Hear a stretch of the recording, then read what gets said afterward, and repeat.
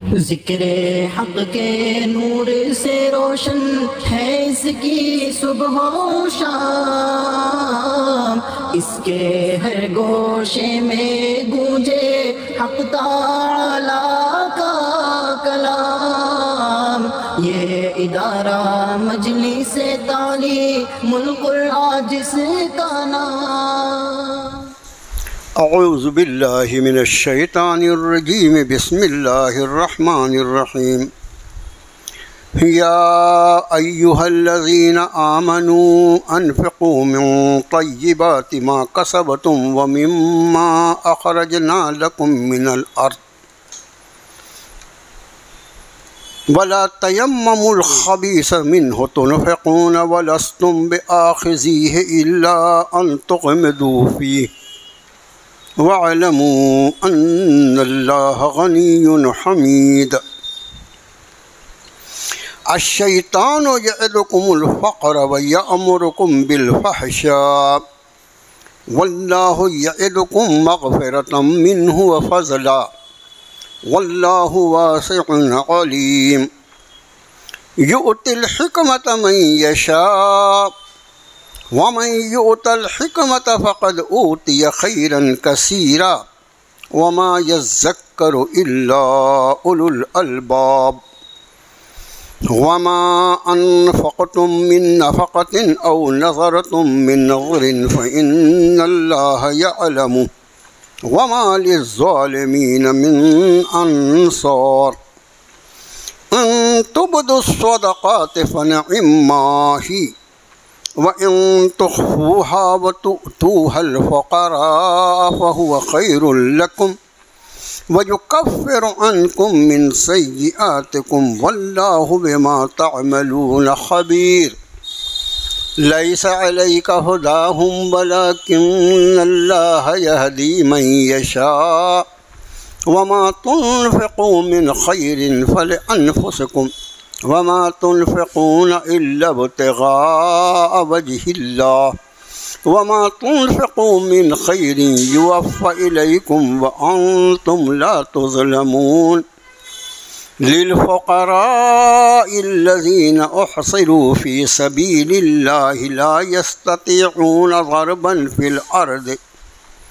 ضَرْبًا فِي الْأَرْضِ يَحْسَبُهُمُ الْجَاهِلُ أَغْنِيَاءَ مِنَ التَّعَفُّفِ تَعْرِفُهُمْ بِسِيمَاهُمْ لَا يَسْأَلُونَ النَّاسَ إِلْحَافًا وَمَا تُنْفِقُوا مِنْ خَيْرٍ فَإِنَّ اللَّهَ بِهِ عَلِيمٌ۔ صدق اللہ العظیم۔ آمنت بما انزل اللہ من کتاب۔ سورۃ البقرہ کا 37واں رکوع جو 7 آیات بینات پر مشتمل ہے، اس وقت آپ کو پڑھ کر سنایا گیا۔ رکوع طویل ہے۔ ان آیات بینات کا ترجمہ سب سے پہلے ہماری اور آپ کی زبان میں فرمایا ہمارے مولا اور ہمارے آقا نے، اے وہ لوگ جو ایمان لے آئے، خرچ کرو پاکیزہ چیزوں میں سے یا عمدہ چیزوں میں سے جو تم کماتے ہو، اور اس میں سے جو ہم نے نکالا تمہارے لیے زمین سے۔ اور دیکھو، خراب چیز کا ارادہ نہ کرنا کہ تم اسے خرچ کرنے لگو، جبکہ اگر تمہیں وہ کوئی چیز دے تو تم اس کو لینے والے نہیں، سوائے اس کے کہ چشم پوشی کر لو، جان لو کہ اللہ وہی اپنے آپ میں غنی بھی ہے اور حمید بھی ہے۔ شیطان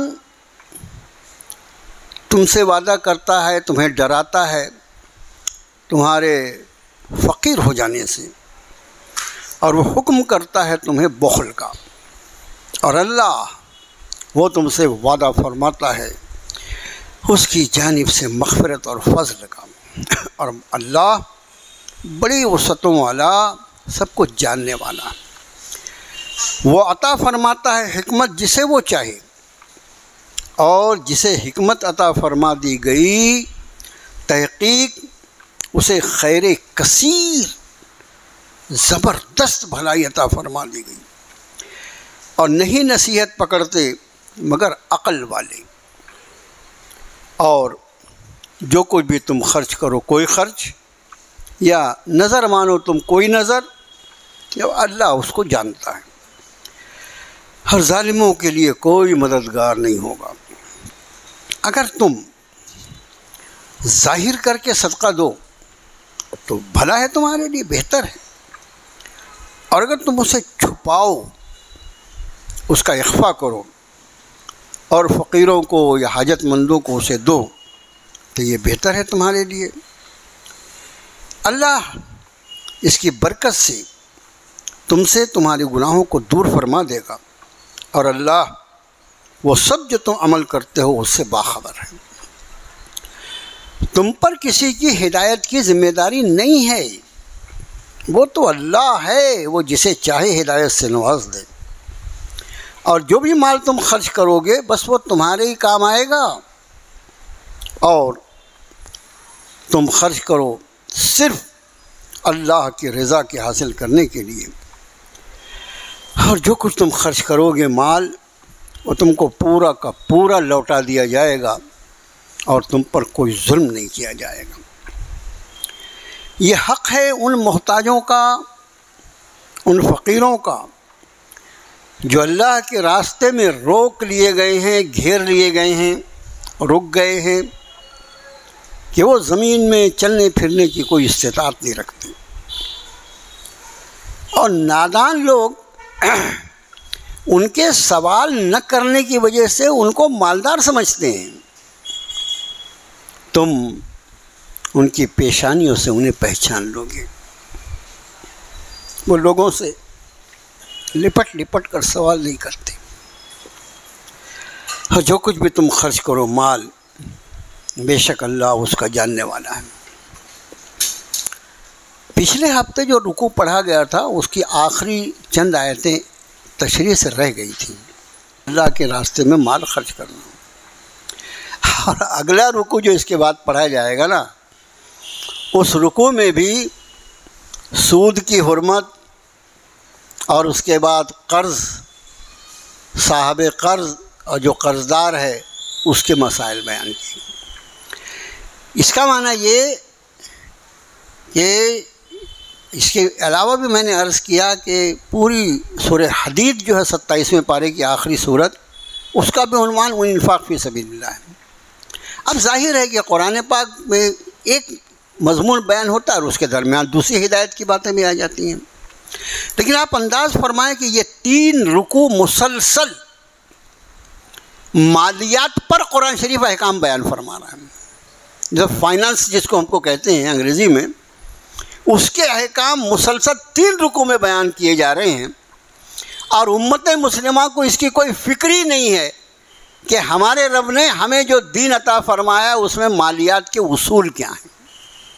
اس کی ایک بنیادی وجہ یہ ہے کہ دیکھو، انسان کے جسم کے اندر جو غذا جاتی ہے وہ کتنی حلال اور پاکیزہ ہے، اسی اعتبار سے اس جسم سے اعمال صالح کا ظہور ہوتا ہے، وقوع ہوتا ہے، اور اگر اس مال میں نجاست ہے، ناپاکی ہے، حرام حلال کا کوئی خیال نہیں رکھا گیا، جو آیا گپ گڑاپ سے کھا لیا اس کو، ایسا کھانا جس جسم میں جائے نا تو اس جسم سے اعمال صالح کی بہت امید نہیں رکھ سکتے۔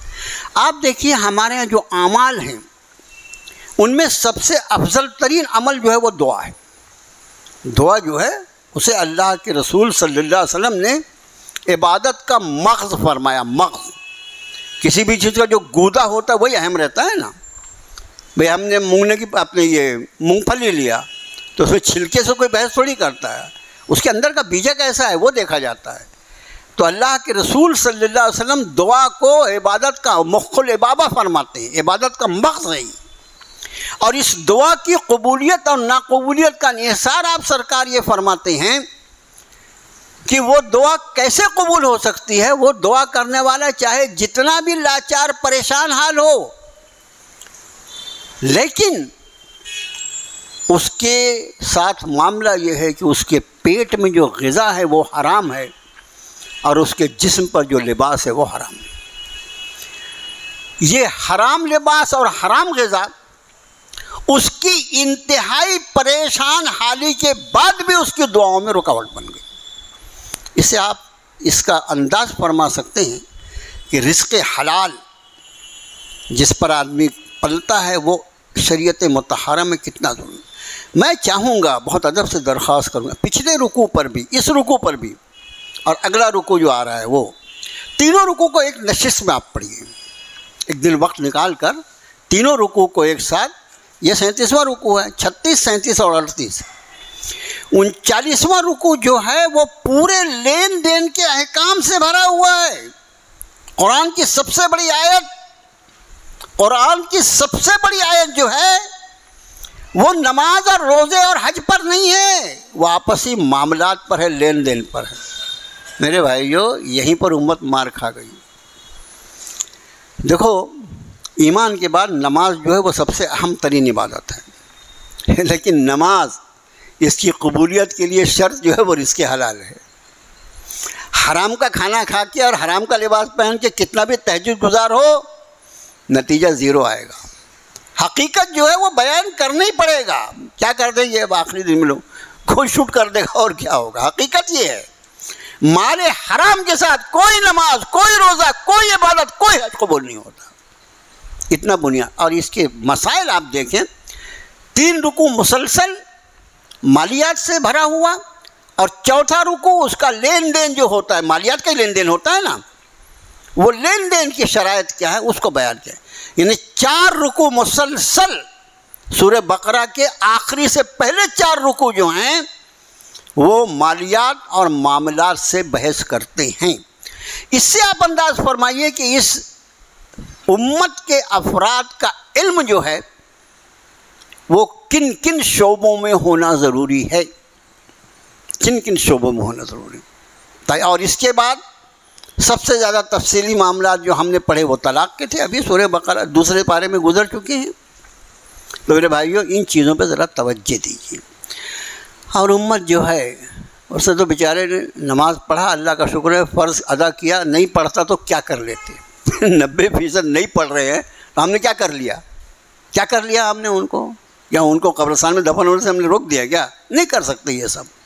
تو میرے بھائیوں، امت مسلمہ کو اللہ کی کتاب کی طرف متوجہ فرمائیے کہ بھائی یہ ہمارا زندگی کا رخ جو ہے اس وقت تک نہیں سدھر سکتا جب تک ہم اپنی عبادات اور اپنے معاملات کو کتاب اللہ کی روشنی میں ان کو ادا کرنے کے اپنے آپ کو پابند نہ بنا لیں۔ رکوع شروع ہوتا ہے، یا ایھا الذین آمنوا، اے وہ لوگ جو ایمان، حکم ہے، احکام کی آیت ہے، اس لیے یا ایھا الذین آمنوا، بات ایمان والوں سے فرما رہے ہیں، بات ایمان والوں سے، اس لیے حکم تو اپنوں کو دیا جاتا ہے نا، غیروں کو کوئی حکم تھوڑی دیا جاتا ہے۔ ایمان والے جو ہے انہوں نے اپنا رب مانا ہے نا، اپنا رب مانا ہے، ان کی کتاب کو اپنی زندگی کے لیے اس نے طرز عمل مانا ہے، ان کے رسول صلی اللہ علیہ وسلم کو اس نے اپنی زندگی کے لیے اسوہ حسنہ مانا ہے۔ ان سے بڑے پیار سے فرماتے ہیں، اے میرے وہ بندو جو ایمان لے آئے، یا ایھا الذین آمنوا انفقوا من طیبات ما کسبتم، تم خرچ کرو پاکیزہ چیزیں اس میں سے جو تم کماتے ہو، وَمِمَّا أَخْرَجْنَا لَكُم مِّنَ الْأَرْضِ، اور اس میں سے بھی جو ہم نے تمہارے لیے زمین سے نکالا۔ مطلب اس میں 2 حصے بیان فرمائے رب تعالیٰ نے، ایک تو وہ جو تم کماتے ہو، اب کمائی میں جتنے پیسے کمانے کے جائز طریقے ہیں وہ سب کے سب شامل مما کسبتم میں آ گیا۔ آدمی تجارت کرتا ہے، ملازمت کرتا ہے، اور کوئی بھی کام کرتا ہے، جو بھی کام کرتا ہے وہ سب کسبتم میں آ گیا۔ اب اس کسب کے پہلے ایک لفظ آیا من طیبات۔ لفظ طیب جو ہے، جیسے ہم کلمہ طیبہ، قرآن نے اس کو کلمۃ طیبۃ فرمایا سورہ رعد میں، سورہ ابراہیم میں، تو طیب کہتے ہیں پاک کو، طیب کہتے ہیں پاک کو۔ تو ایک ترجمہ یہ ہوگا کہ تم اس میں سے خرچ کرو جو تم کماتے ہو پاکیزہ چیزیں، اور دوسرا اس کا ترجمہ ہمارے علماء نے کیا ہے عمدہ چیزیں۔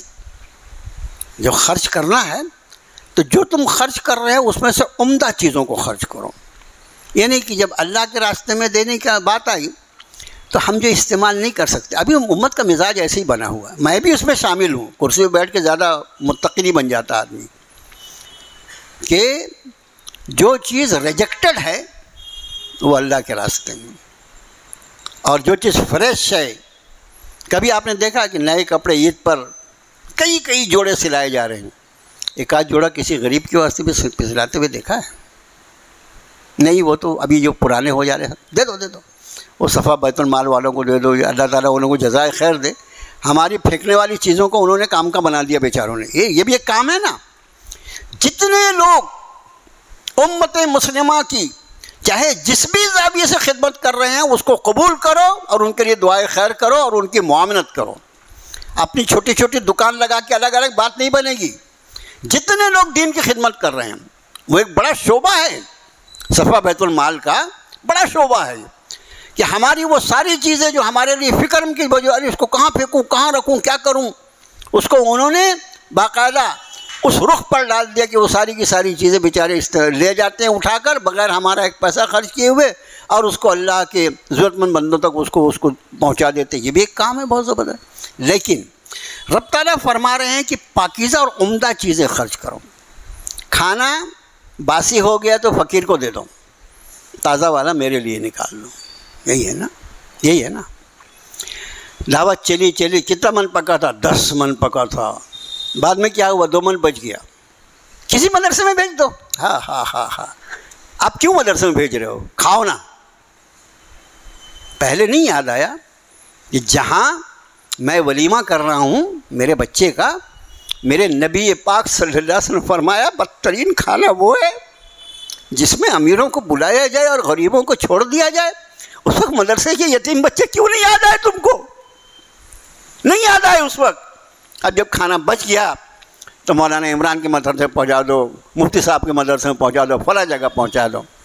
میرے بھائیوں، پہلی آیت کی تشریح آپ کا خادم عرض کر رہا ہے. بعض باتیں دل کے بہت درد کے ساتھ بہت سخت نکل جاتی ہیں. کیا کریں؟ امت کا رویہ ہی ایسا ہے. میں پاکیزہ حضرت برا بن عازب رضی اللہ تعالیٰ عنہ فرماتے ہیں یہ آیت شریفہ ہمارے بارے میں نازل ہوئی. ہوتا یہ تھا کہ آپ صلی اللہ علیہ وسلم کے حجرات مبارکہ سے لگا ہوا صفہ مبارک تھا. وہ چبوترا جو آج بھی الحمدللہ جوں کا تو موجود ہے، اور جس پر 5 منٹ کے لیے بیٹھنا بھی ایمان والا اپنی سعادت سمجھتا.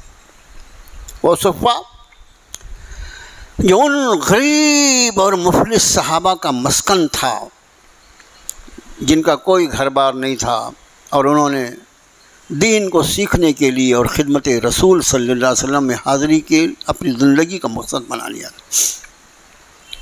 اور اب وہ وہیں ہمیشہ رہتے. کوئی کاروبار نہیں، کوئی نوکری نہیں، کوئی ملازمت نہیں، کھانے کا بھی کوئی انتظام نہیں. تو جب کھجور کی فصل کٹتی، اصل جو چیز ہے مدینہ طیبہ کی وہ کھجور ہے. جب کھجور کی فصل کٹتی تو لوگ یہ ہوتا کہ کھجور کے خوشہ یعنی وہ پورا کا پورا جو رہتا ہے نا، وہ خوشے لا کے وہاں لٹکا دیتے. پھر بیچارے یہ جو اصحاب صفہ تھے جب ان کو بھوک لگتی تو تھوڑا سا توڑ کے کچھ کھجوریں کھا لیتے. بعض لوگ تو اچھی کھجوریں لا کے لٹکاتے تھے، لیکن بعض لوگ یہ کہہ لیجیے ہمارے جیسے لوگ بہت ہی بخیل ہوتے ہیں اندر سے، تو وہ ایسا کرتے کہ کھجور کی جو ذرا کم درجے کی کھجور نکلتی تھی، یعنی بہت زیادہ اچھی نہیں، اس کو لا کے لٹکا دیتے ہیں. اب یہ تو بیچارے حاجت مند ہیں، جو بھی چیز لا کے دو گے وہ تو کھا ہی لے گا نا. کہا تو حضرت برا بن عازب فرماتے ہیں یہ ایسے لوگوں، ہم میں سے جو ایسے لوگ تھے ان کے لیے آیت نازل ہوئی کہ لوگوں جو ایمان لے آئے خرچ کرو پاکیزہ چیزیں جو تم کماتے ہو، یعنی عمدہ چیزیں. پاکیزہ کا ایک مطلب حلال، حرام نہیں ہونا، ایک پاکیزہ کا یہ ترجمہ ہے طیب کا، اور دوسرا عمدہ چیز، خراب چیز نہیں خیر کرنا. ما کسبتم جو تم کماتے ہو، وَمِمَّا أَخْرَجْنَا لَكُم مِّنَ الْأَرْضِ اور اس میں سے جو ہم نے تمہارے لیے زمین سے نکالا. یہ حکم جو ہے اس کو کہتے ہیں عشر. جیسے مال پر زکوٰۃ واجب ہے، فرض ہے امت مسلمہ پر، زکوٰۃ کے مسائل آپ کو معلوم ہے الحمدللہ جو بنیادی مسائل ہیں. اسی طرح جس آدمی کو اللہ نے کھیتی باڑی کا موقع عطا فرمایا ہے تو اس کی زمین سے جو کچھ اللہ پاک عطا فرماتے ہیں. دیکھو یہ یعنی زراعت کا کام جو ہے یہ اگر آدمی دیانتداری سے کرے اور اللہ کی مدد اس میں شامل ہو جائے نا، بہت برکتی کام ہے. کیا خرچ کرتا ہے آدمی؟ اس میں بیج ڈال دیا، تھوڑی سی کھاد آج کے وقت میں ڈال دیا، اور اس کے بعد تھوڑی سی زمین کو درست کر دیا، پانی کا انتظام کر دیا. کیونکہ اس میں سے پھر سونا نکلتا ہے نا. بعض کراپ جو ہیں وہ اتنی مہنگی ہوتی ہیں کہ انداز نہیں کر سکتا آدمی. یہ سب کا سب اللہ عطا فرماتا ہے. جب زمین کی پیداوار اس آدمی کے ہاتھ لگے، یعنی جس دن کاٹے وہ اس کو، اب اگر پھل ہے تو جس دن توڑے، کھیتی ہے تو جس دن کاٹے، تو فرمایا کہ یہ سورہ انعام کی آیت شریفہ ہے کہ جس دن تم اس کو کاٹو تو اسی دن، جس دن کاٹا اسی دن اس کا حق ادا کر دو.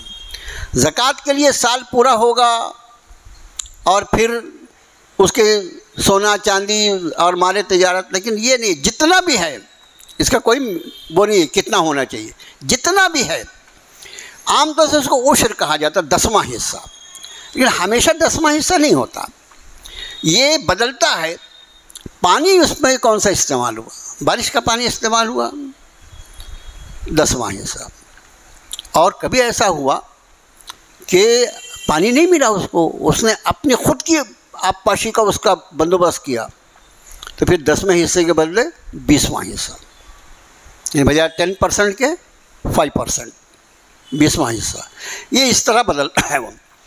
اور اس میں جیسے ہی وہ کٹتا ہے اس کے اوپر غریبوں کو حق واجب ہو جاتا ہے. اب کتنے مسلمان یہ کرتے ہیں ہم کو معلوم نہیں، اس لیے کہ ہمارا ان سے کانٹیکٹ نہیں، لیکن مجھے لگتا ہے کہ نماز روزے کا زکوٰۃ کا یہ حال ہے تو عشر بھی کیا دیتے ہوں گے، لیکن بعض لوگ الحمدللہ دیتے بھی ہوں گے، اس میں کوئی شک نہیں ہے.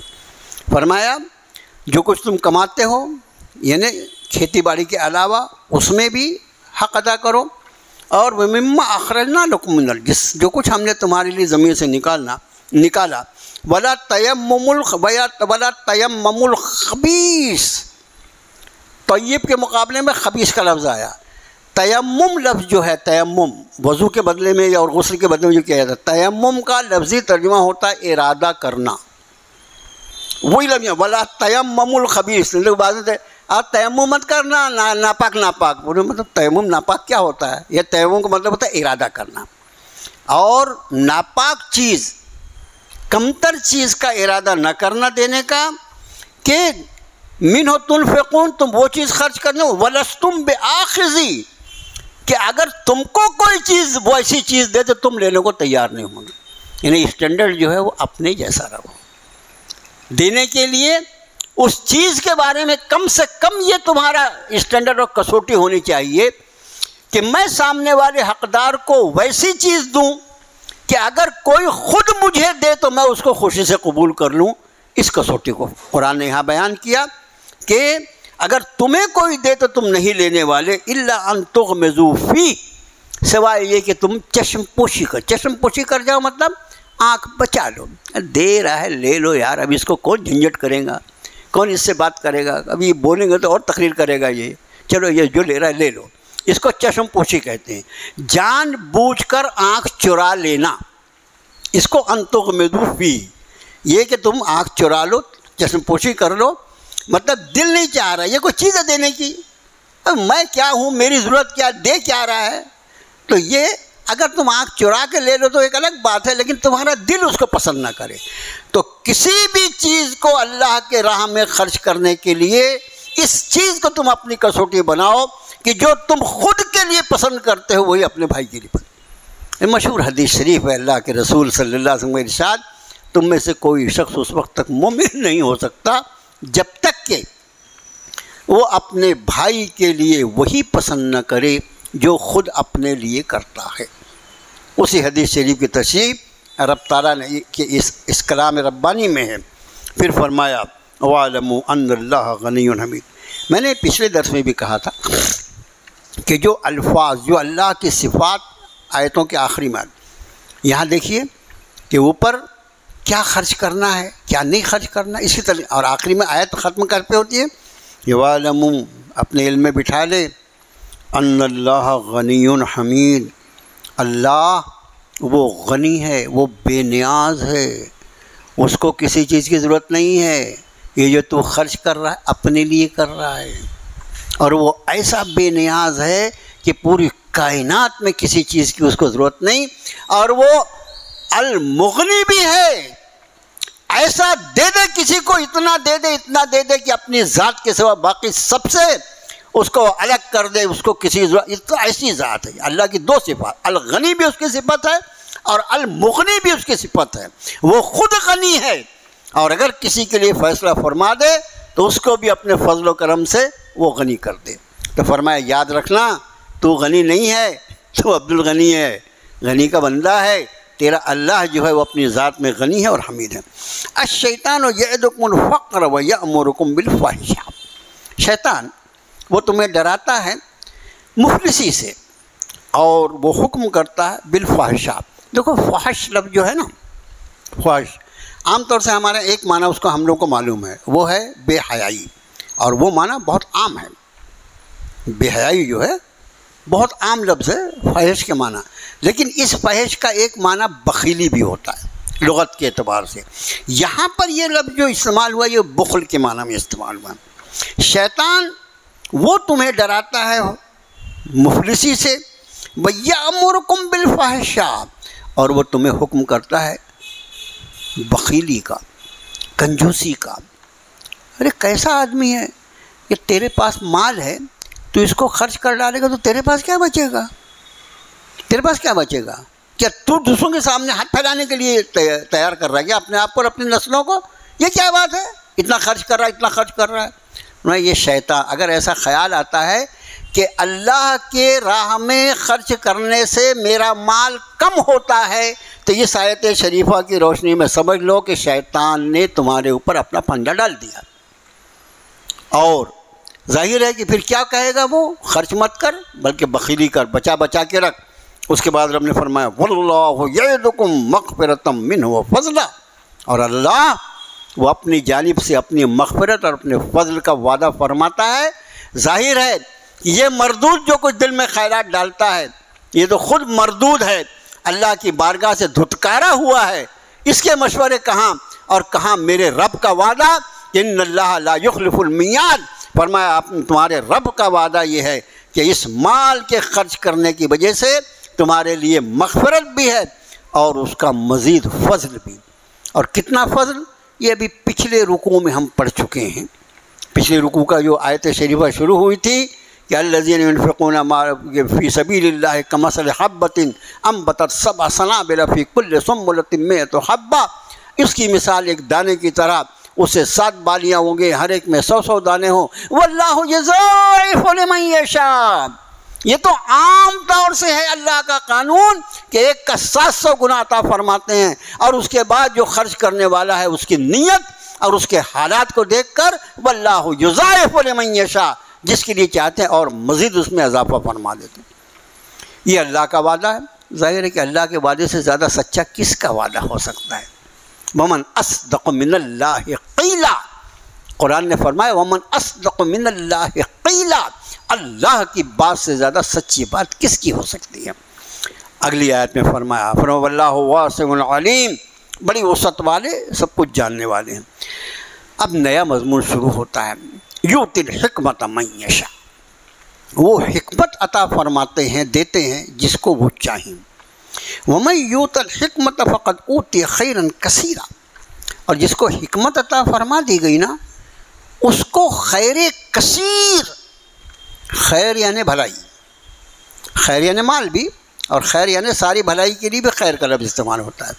خیرن کثیرا، جس کسی کو اللہ نے حکمت عطا فرما دی اس کو خیر کثیر یعنی بھلائیوں کا خزانہ عطا فرما دیا۔ کتنی اہم آیت ہوگی، کتنا اہم مضمون ہوگا۔ لیکن فرمایا کہ یؤتی الحکمۃ من یشاء، یہ تقسیم سب کو نہیں بانٹتے، جس کو چاہتے ہیں اس کو حکمت عطا فرماتے ہیں، اور جسے حکمت دے دی گئی تحقیق اسے بھلائیوں کا خزانہ عطا فرما دیا گیا۔ وما یذکر الا اولو الالباب، اور نہیں نصیحت پکڑتے مگر عقل والے۔ یہ حکمت کیا ہے؟ جس کو رب تعالیٰ خیر کثیر فرما رہے ہیں، یہ سوچنے کی بات ہے. کبھی اس پر نظر جانا چاہیے نا ہمیں. اللہ تعالیٰ کس کو خیر فرماتے ہیں اور ہم کس چیز کو خیر سمجھتے ہیں، اپنی سوچ کو اپنے رب کی سوچ کے مطابق بنانے کی کوشش کرنا چاہیے. حکمت لفظ جو ہے یہ اپنے معنی کے اعتبار سے مفسرین نے اس کے 30 معنی بیان فرمائے. اب 30 کے 30 سناؤں آپ کو میں، 1 2 3 4 کر کے، تو آج 15 آج سنا دیتا ہوں، 15 اگلے درس میں، ٹھیک ہے نا؟ جب بابو صاحب سر بھی ہلا رہے ہیں، برابر ہے، 15 آج سنا دو. اور وہ 30 کے 30 معنی جو ہیں ان سب کا لب و لباب جو ہے وہ یہ ہے. حکمت کے معنی کسی بھی چیز کو اس کی صحیح جگہ پر رکھنا، کسی بھی چیز کو اس کے صحیح جگہ پہ رکھنا، یہ حکمت ہے. اب یہ کیسے معلوم ہوگا؟ یہ حکمت کیسے آئے گی؟ دیکھو، ہر چیز کا خالق کون ہے؟ اللہ. ہر چیز کا مالک کون ہے؟ اللہ. ہر چیز کا عامر، اس کا حکم چلانے والا کون ہے؟ اللہ. اس کے سوا کوئی نہیں ہے نا، یہی تو ایمان ہے. ہر چیز کا جب وہ خالق ہے تو وہ خالق حقیقی ہی جانتا ہے کہ اس نے کس چیز کو کس مقصد کے لیے پیدا کیا. ہم اور آپ اگر اپنی عقل سے اور اپنے تجربے سے اس کو طے کرنے کی کوشش کریں گے نا تو ہزاروں ٹھوکریں کھائیں گے اور جا کے ماننی کون سی گمراہی کے گڑھے میں گر جائیں گے. اس میں ایک مثال کے طور پر ایک بات میں آپ سے عرض کروں. عورت جو ہے یہ اللہ کی ایک بہت بڑی عطا ہے. سیدنا آدم علیہ نبی صلاۃ وسلام کا جی جنت میں نہیں لگ رہا تھا، اور ان کا جی وہاں لگنے کے لیے رب تعالیٰ نے کیا فیصلہ فرمایا؟ انہی کی پسلی سے حضرت حوا کو پیدا کیا. کتنی بڑی نعمت ہے. اچھا، حضرت آدم علیہ السلام کو تو باہر پیدا کیا گیا، تخلیق کیا گیا تھا نا. یہ میری ماں جو حوا ہیں، ان کی یہ خاصیت ہے کہ ان کو اللہ نے جنت میں پیدا کیا ہے. کوئی معمولی چیز ہے کیا وہ؟ اب یہ عورت، اس کو اللہ نے پیدا کیا، اس کو ماں بننے کے لیے پیدا کیا. ماں کو وہ درجہ دیا کہ اس کے قدموں میں جنت ڈال دی. اس کو بیوی بنانے کے لیے پیدا کیا، نکاح کا بندھن باندھ کر. اور جب بیوی بن کر آئی تو جناب محمد الرسول اللہ صلی اللہ علیہ وسلم نے ایک ایک مومن کے نکاح کے موقع پر اس کو یہ خوشخبری دی کہ تیرا آدھا دین مکمل ہو گیا. مطلب میرا آدھا دین یہ عورت ہے. نکاح کی شکل میں میرے نبی نے فرمایا جس نے نکاح کیا اس نے اپنے آدھے دین کی تکمیل کر لی، اور بقیہ آدھے دین کے لیے اس کو چاہیے کہ وہ تقوی اختیار کرے. حدیث شریف ہے یہ، اس کی راویہ ہے عائشہ صدیقہ رضی اللہ تعالیٰ عنہ. ٹھیک ہے، وہ بہن ہے، اور بہن کی شکل میں اس کا آنچل، میری بڑی بہن ہو تو اس کا آنچل میرے لیے ماں کے جیسا. بہن ہے، میرے والد کی پراپرٹی میں حصے دار ہے، اور اس کے ساتھ حسن سلوک میرے لیے عین عبادت اور جنت کے حاصل کرنے کا ذریعہ ہے. جب وہ بیٹی بنتی ہے تو اس بیٹی کی پرورش اور اس کی صحیح تربیت اور پھر اس کا صحیح مقام پر نکاح کر دینا، یہ باپ کے لیے جنت کی بشارت رکھنا. بتاؤ یہ عورت کیا ہے؟ عورت تو سراسر جنت کی ضمانت ہے. لیکن یہ کون سی چیزیں ہیں؟ یہ وہ چیزیں جو اس کے خالق نے اس کے لیے طے کی ہیں، اس کے پیدا کرنے والے نے طے کی ہیں. یہ ماں ہوگی، یہ بہن ہوگی، یہ بیوی ہوگی، یہ بیٹی ہوگی، یہ سب کچھ ہوگی. لیکن جب انسان نے اپنی عقل چلائی اور اس کو کلب کے ڈانسر بنا دیا، اپنی عقل چلائی اور اس کو سیلگر بنا دیا، اپنی عقل چلائی اور اس کو تجارتوں کے فروغ کے لیے نیم برہنہ عورتوں کو ایڈورٹیزمنٹ کا ذریعہ بنا لیا، تو اس کے نتیجے میں دنیا کہاں گئی؟ تو حکمت یہ ہے کہ کسی چیز کو اس کے صحیح مقام پہ رکھا جائے، اور صحیح مقام کسی چیز کا کیا ہے اس کے خالق کے سوا کوئی جانتا نہیں. جب تک وہ نہ بتائے کوئی یہ معلوم نہیں کر سکتا کہ کسی چیز کو تخلیق کرنے کا مقصد کیا ہے. پھر وہ اپنا علم جو ہے براہ راست بندوں کو نہیں دیتا، اس کا ذریعہ حضرات انبیاء علیہ نبینا علیہ الصلوۃ والسلام ہوتے ہیں اور اس کی کتابیں ہوتی ہیں. یہی وجہ ہے کہ اس قرآن میں فرمایا یاسین والقرآن الحکیم، یاسین قسم اس قرآن کی جو حکمتوں سے بھرا. جب کسی کو حکمت چاہیے تو اس کو اس قرآن سے اپنا تعلق جوڑنا پڑے گا جو حکمتوں کی کتاب. جناب رسول اللہ صلی اللہ علیہ وسلم کی بعثت کے مقاصد کو بیان فرمایا. نبی کو کس لیے بھیجا ہے؟ تو فرمایا وَيُعَلِّمُكُمُ الْكِتَابَ وَيُعَلِّمُهُمُ الْكِتَابَ وَالْحِكْمَةَ. یہ لوگوں کو کتاب اور حکمت کی تعلیم فرماتے ہیں. اس حکمت کے لیے قریب سبھی مفسرین نے فرمایا اس حکمت سے مراد جناب رسول اللہ صلی اللہ علیہ وسلم کی سنتیں ہیں. آپ کی ساری سنتوں کو دیکھ لو، ایک ایک سنت کا تجزیہ کرو. ابھی تو بیچارے یہ اس بات پر آ گئے ہیں کہ چونکہ سال کے 364 دن جو ہیں وہ ہاتھ میں معلوم کیا کیا لگا رہتا ہے. ان کا پیشاب کرنا جانوروں کی طرح کھڑا ہو کر، پھر پیشاب کتنا ہاتھ میں لگا اور کتنا پینٹ اور پائجامے میں لگا اس سے ان کو کوئی بحث ہی نہیں. ارے جو خود بیچاری جس کو پیتے ہوں گے تو ان کو پاک نہ پاک کی کیا بحث ہے.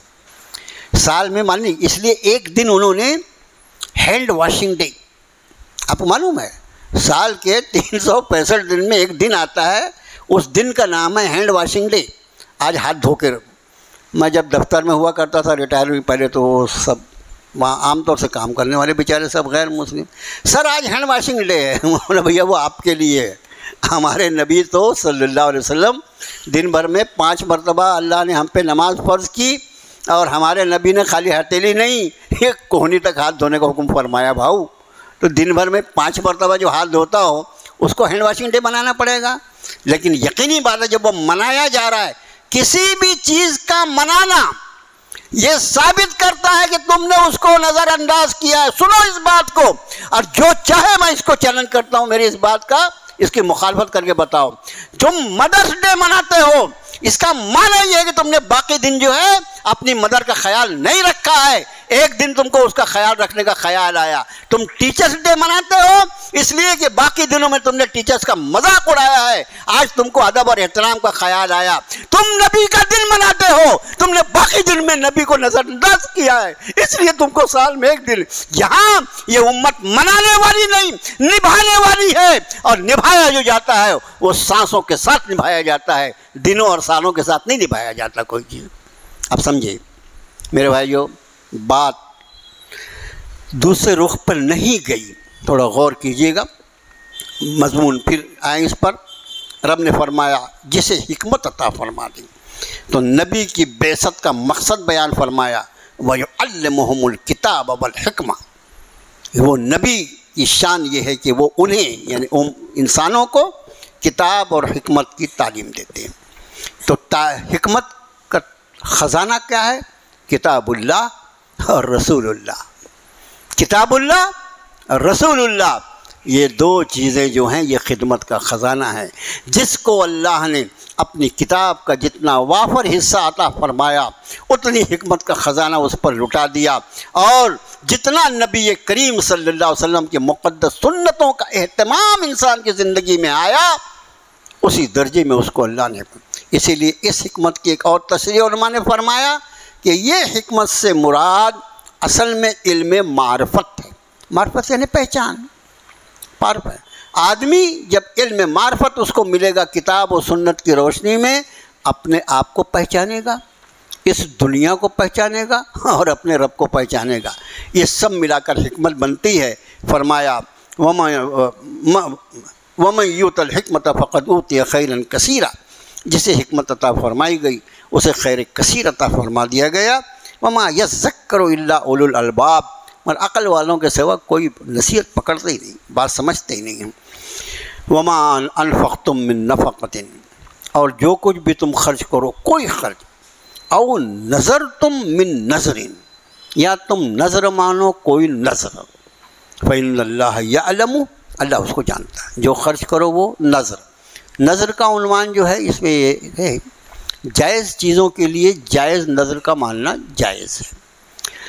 قرآن شریف میں اہل جنت کی جو صفات بیان فرمائی سورہ دہر میں 29ویں پارے میں، وہاں فرمایا یوفون نذورہم، وہ اپنی نظروں کو پوری کرنے والے تھے. کبھی کوئی چیز کی نظر مان لیا، نظر ماننے کے بعد اس کا پورا کرنا. جس چیز کے لیے نظر مانی گئی ہے اب نظر کس چیز کی مانی جا سکتی ہے؟ نظر جو ہے وہ فرض عبادات، جیسے کوئی کام رک گیا، پریشانی میں آ گیا، اللہ پاک میرا یہ کام آسان فرما دیجیے، میں انشاءاللہ 4 رکعت نفل پڑھوں گا، یا اللہ میرا یہ کام آسان فرما دیجیے، انشاءاللہ میں اتنا اللہ کے آپ کے راستے میں خرچ کر دوں گا۔ یہ نظر مانتے مانتے اگر صاحب حیثیت ہو تو وہ حج کی بھی نظر مان سکتا ہے، سمجھے؟ لیکن یاد رکھو نمازی بھاری ہے، حج کی مان مت لینا کبھی۔ اگر ایسا کوئی صاحب حیثیت ہو کہ بھی وہ حج بھی کر سکتا ہے۔ ہمارے بابو صاحب نے بتایا تھا کہ کچھ ایسے لوگ بھی ہیں الحمدللہ بامبے میں، جن کو اللہ نے اتنا مال دیا کہ ان کا ہر جمعہ جو ہے وہ حرمین شریفین میں ہوتا ہے نا، آپ کی ملاقات، ایسے بھی لوگ ہیں۔ تو اگر آدمی کو اللہ نے توفیق دیا ہے تو وہ اس کے تو نظر ماننے کے کسی کام کے لیے، پہلی بات تو جائز کام کے لیے، ناجائز کام کے لیے نظر نہیں۔ دوسری، جو نظر مانی جائے وہ بھی جائز ہو۔ اور اگر آدمی جہالت اور نادانی کی وجہ سے کوئی غلط قسم کی نظر مان لیا ہو، اور اس کے بعد اس کو کوئی اللہ کا بندہ، اللہ کا عالم بندہ بتائے کہ بھئی تو نے یہ کون سی نظر مان لیا، تو پھر اس کو اس گناہ کی نظر کو نہ پورا کرنا واجب ہے۔ جائز نظر کا پورا کرنا اس کام کے ہونے کے بعد واجب ہو جاتا ہے، لیکن غلط گناہ والی کوئی نظر مان لیا جہالت بیوقوفی کی وجہ سے، تو اس کام کے پورا ہونے کے بعد بھی اس نظر کا نہ پورا کرنا واجب ہوتا ہے۔ نہ پورا کرنا، سن رہے ہیں نا آپ؟ جیسے یہ کہ نماز پڑھوں گا، دو روزے رکھ لوں گا، صدقہ کر دوں گا، یہ سب ٹھیک ہے۔ یہ کسی نے نظر کر لیا معاذ اللہ ثم معاذ اللہ، پگلا ہوں گا، میرا یہ کام اللہ پاک کرا دو، بابا صاحب کی چادر چڑھا دوں گا، بھئی وہ چادر چڑھانا کوئی کام ہے کیا؟ نہیں ہے، جہالت کا کام۔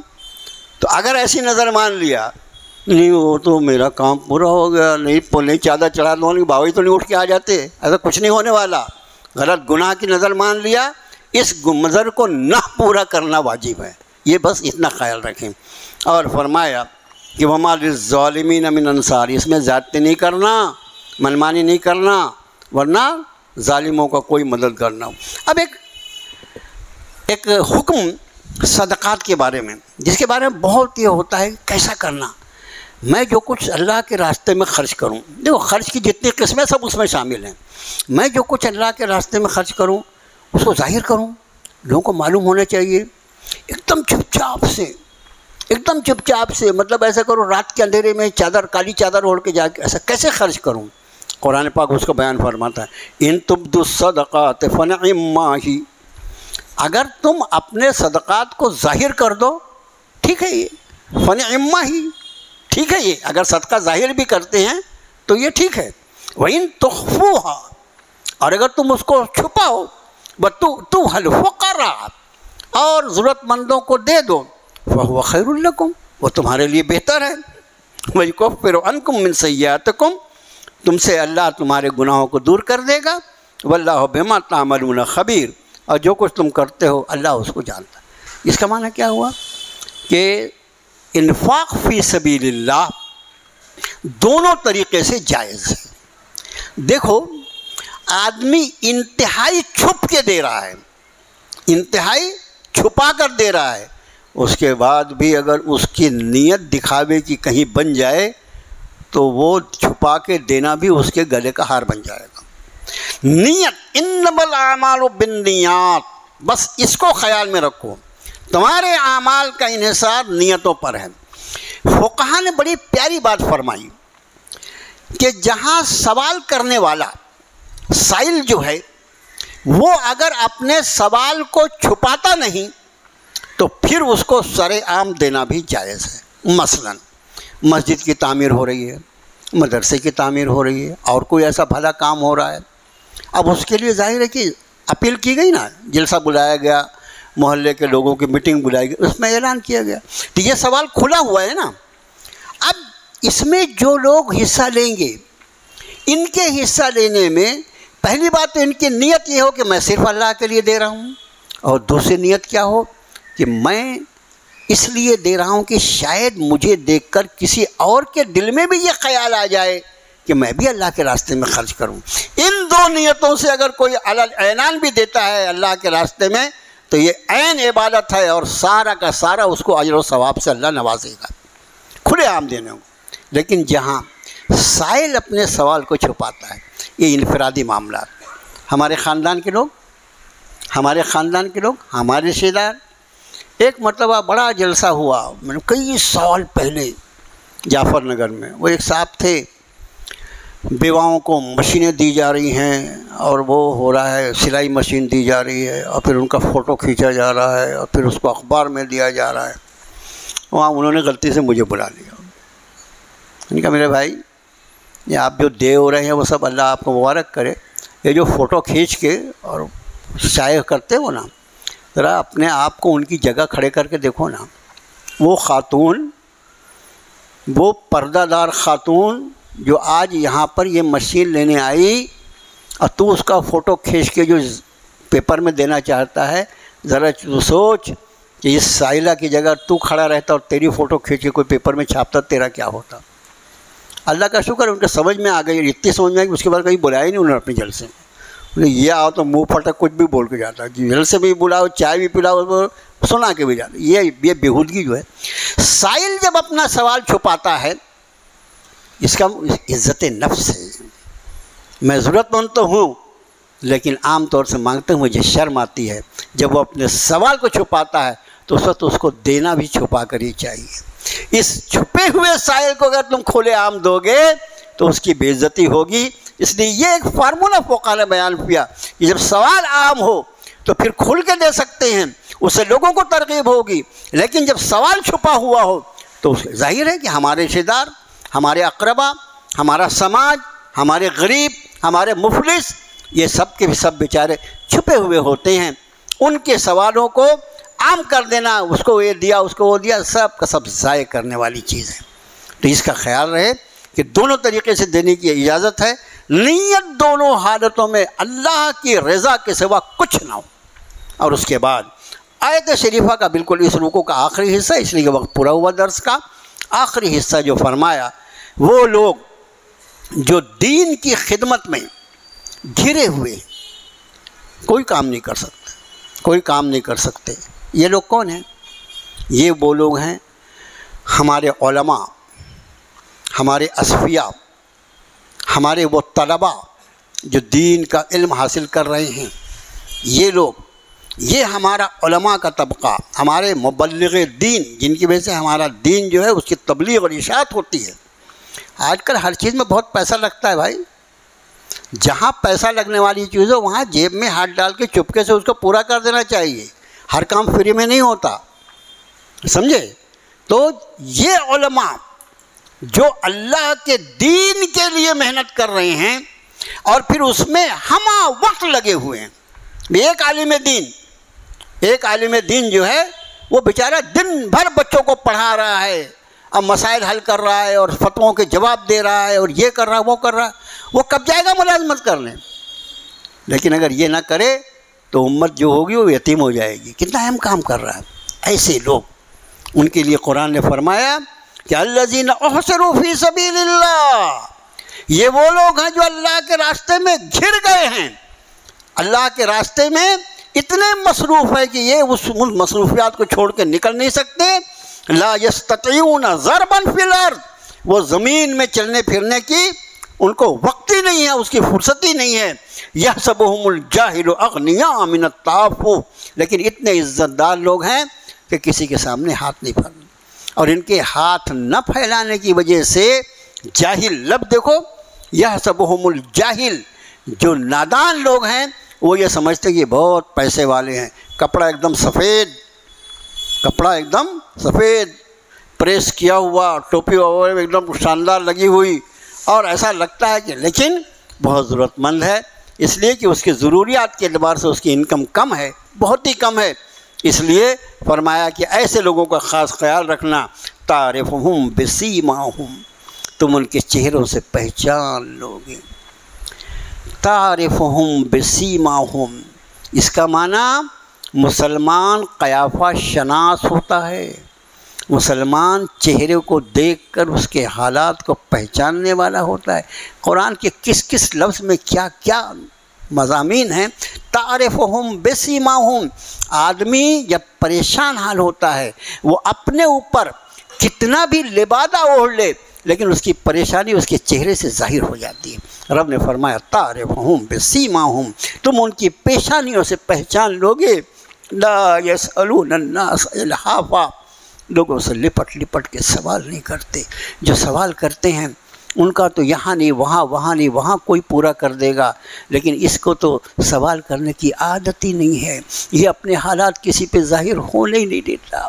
یہ تیرا کام ہے، امت مسلمہ کے ایک ایک فرد کا کام ہے ایسی لوگوں کی دیکھ بھال کرنا، اور ان کو جیسے انہوں نے اپنے حالات کو کور کر کے رکھا ہے، ڈھانپ کے رکھا ہے، اسی طرح بند مٹھی سے ایسے لوگوں کی مدد کر دینا کہ جس کو حدیث شریف میں آپ نے فرمایا کہ سیدھے ہاتھ سے اس طرح دیا جائے کہ بائیں ہاتھ کو اس کو پتہ نہ لگے۔ اس سے آپ انداز کریں کہ یہ دین اپنے ماننے والوں کی عزت نفس کا کتنا خیال رکھتا ہے۔ بس میرے بھائیوں، اسی پہ بات پوری ہوتی ہے، اور جیسا میں نے درخواست کیا آپ سے کہ ایک نشست میں آپ یہ رکوع، اس کے پہلے کا رکوع اور اس کے بعد کا رکوع، اس تینوں رکوع کو ایک ساتھ پڑھ کے دیکھیے مالیات پہ رب کائنات نے ہمارے لیے کیا احکام نازل فرمائے۔ اللہ سے دعا ہے اللہ تعالی ہماری مدد فرمائے، ہمارے تعلق کو اپنی کتاب سے جوڑ دے، ہمیں علم معرفت عطا فرما دے، ہمیں حکمت کی دولت عطا فرما دے۔ الہ العالمین، ہم فلسطین کی آزادی کے لیے تو اس سے درخواست کرتے ہیں، الہ العالمین ان ظالموں کے پنجے سے اہل ایمان کو نجات عطا فرما دے۔ اللہ ان کا غرور، ان کا گھمنڈ، الہ العالمین اس کو خاک میں ملا دے۔ اللہ اس قبلہ اول کی حفاظت فرما، اور اس سے لگے ہوئے جو لوگ آباد ہیں، وہ زمین جس کو تو نے ارض مقدس فرمایا مولا، جہاں تیرے ہزاروں انبیاء مدفون ہیں، اللہ وہاں ان یہودیوں کا ناپاک قبضہ، اے اللہ تو اپنی قدرت کاملہ سے اللہ اب فلسطین کو آزادی مرحمت فرما دے۔ اے اللہ فلسطین کو آزادی مرحمت فرما دے، اور وہاں کے مسلمانوں کو ان ظالموں کے جبر سے، تشدد سے نجات عطا فرما۔ وصلی اللہ تعالی علی خیر خلقہ محمد و آلہ وسلم۔